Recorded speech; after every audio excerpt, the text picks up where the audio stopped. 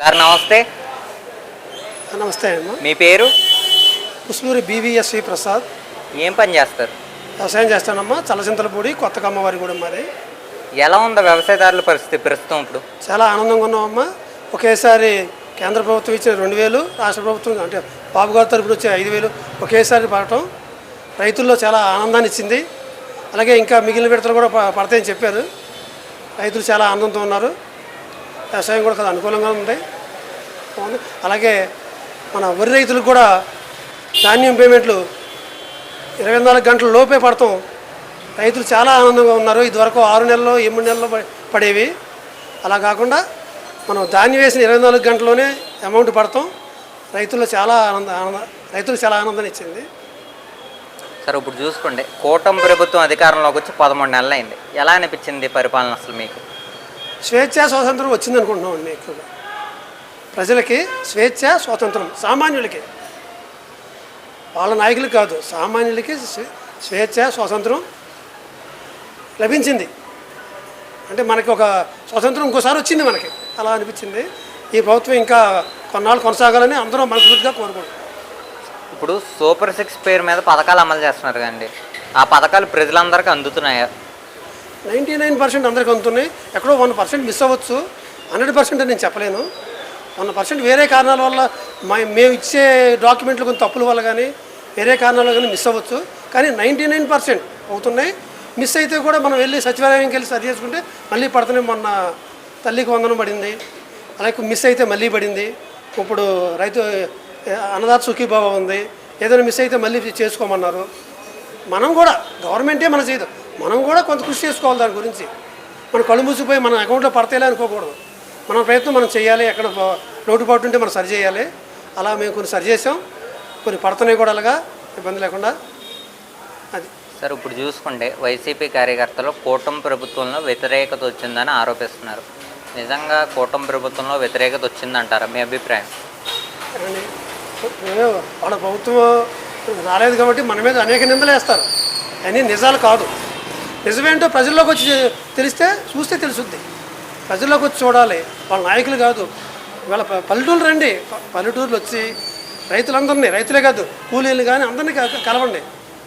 అప్పుడు తెలుస్తుంది నిజంగా వ్యతిరేకత ఉందా లేదా అనేది. వాళ్ళు చెప్పిన మాటలు వింటే చెప్పిన మాట విన్నప్పుడు ఉన్నట్టే ఉంటుంది వాళ్ళకి. కానీ జనంలోకి వెళ్తే తెలుస్తుంది ఎంతవరకు ఉంది, ఎలా ఉంది అని. సార్ రైతుల ఖాతాల్లో అన్నదాత సుఖీభావ డబ్బులు జమ అవ్వట్లేదు అంటున్నారు. జమ అవ్వకపోవడం ఏం కాదండి, కొంచెం ఆధార్ లింక్ లోపాలు కానీ ఇతరత్ర కొన్ని చిన్న చిన్న హౌస్ హోల్డింగ్ మ్యాపింగ్లో కొంచెం తేడాలు ఉన్నాయి. వాటి వల్ల కొందరికి పడలేదు. అవి ఇప్పుడు మేము కూడా కొన్ని సరి చేసుకున్నాం, వస్తున్నాయి. అదే ఇందాక చెప్పాను మీకు, చిన్న చిన్న చేర్పులు మార్పులు ఉన్నాయి. అవి మనం చేసుకోవాలి. అవి మన అశ్రద్ధ వల్ల కొంచెం మిస్ అయ్యాం. గవర్నమెంట్ వల్ల కాదు, మన రైతులు ప్రజల వల్ల మిస్ అయింది. వాటిని సరి చేసుకుంటే తొందరలోనే పడుద్ది. మళ్ళీ కౌలు రైతులు కూడా అక్టోబర్ నవంబర్లో పడద్దని ఢిల్లీ రావు గారు చెప్పారని చెప్పారు. కౌలు రైతులు కూడా వాటితో పాటు ఇవి కూడా పడతాయి. పడకపోతుంటే ఏమి ఉండదు, నాకు అర్థమవుతుంది కాబట్టి తప్పకుండా పడతాయి. ఎవరు మీ ఎమ్మెల్యే గారు? చింతమనేని ప్రభాకర్ గారు. ఎలా ఉంది ఆయన పరిపాలన? ఆయన పరిపాలన గురించి మేము చెప్పవసరం లేదు. ఎప్పుడు కూడా ఆయన అధికారంలో ఉంటే మేము అందరం సుఖశాంతితో ఉంటాం. ఇబ్బందులు ఏమీ లేవు. చాలా బాగుంది. ఈ 5 సంవత్సరాల్లో ఆంధ్ర రాష్ట్రం అభివృద్ధి చెంది నిరుద్యోగులకు ఉద్యోగ అవకాశాలు కల్పించే అవకాశం ఉంటుందంటారా? 100% ఉంటుంది. కొంచెం టైం పట్టవచ్చు. ఇప్పుడు ఎక్కడో అగాధంలో ఉన్నాం మనం, దాన్ని పైకి తీసుకొచ్చి అప్పుడు చేయాలి. ఇప్పుడు మనం అప్పుల్లో ఉన్నాం, అప్పుడు కొంచెం అప్పు కట్టుకోవాలి, అభివృద్ధి చేయాలి. 2 సమన్వయంగా చేసుకురావాలి. అలాగే బాబు గారు 2 సమన్వయం చేసుకొస్తున్నారు. కొంచెం టైం పట్టవచ్చు, కానీ 5 సంవత్సరాల్లో 100% జరుగుతుంది. సూపర్ 6 100% అమలు చేస్తారు. నిరుద్యోగులకు కూడా ఏ ఇబ్బంది లేకుండా చేస్తారు. కొంచెం టైం పడుతుంది. మనం వేచి చూడాలి. లేచిందే తడువని తెల్లబొద్దుటే అవుద్ది అనేది జరగదు. కొంచెం టైం పడుతుంది. మనం కూడా సహనం వహించాలి దేనికైనా సరే, అప్పుడే పని అవుతుంది. నారా లోకేష్ గారి పరిపాలన ఎలా ఉందండి? గుడ్ గవర్నెన్స్ అని పెట్టారు కదా. ఒకసారి అంటే కొంచెం చదువుకున్న వాళ్ళు దాన్ని ఓపెన్ చేసి చూసుకుంటే అర్థమవుతుంది ఆయన పరిపాలన ఎలా ఉంది అనేది.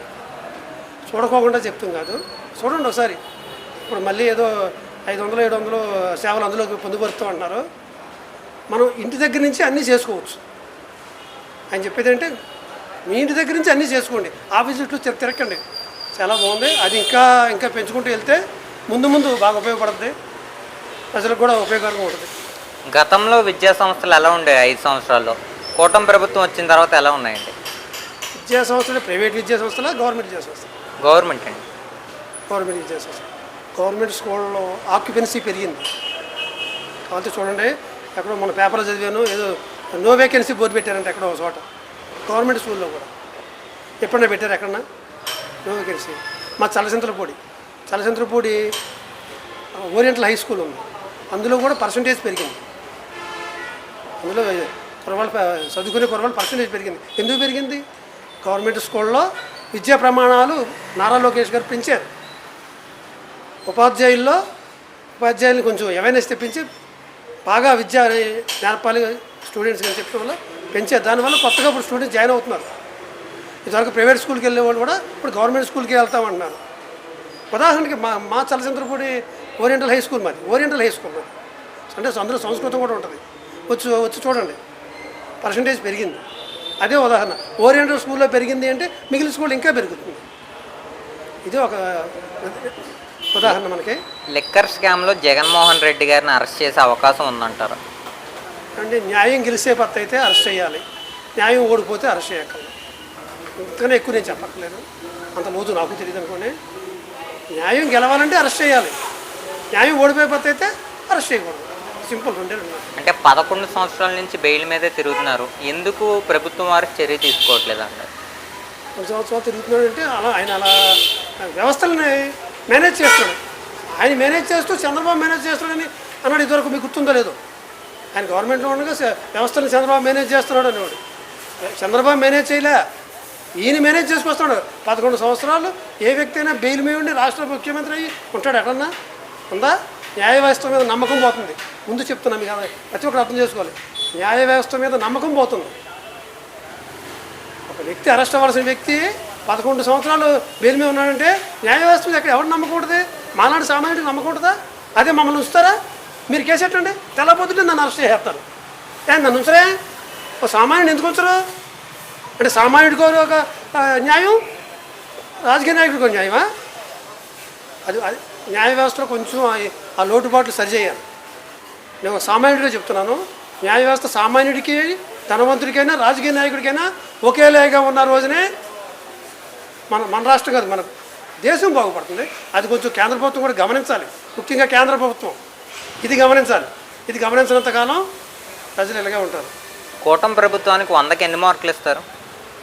నేను ఇవ్వాలంటే 100కి 1000 మార్కులు ఇవ్వగలను. ఎందుకంటే అన్నదాత సుఖీభవ, తల్లికి వందనం, సూపర్ 6 చూశారుగా మీరు. ఇప్పుడు మేము ఇల్లు లేని వాళ్ళకి మా ఎమ్మెల్యే గారిని ఇళ్ళ పట్టాలు అడిగాం, ఇల్లు స్థలాలు కావాలని. ఈ ఆగస్టు నెలలో ఇస్తామన్నారు. ఆ దిశగా మా గ్రామంలో పనులు జరుగుతున్నాయి. మీరు రండి చూడండి, జరుగుతున్నాయి.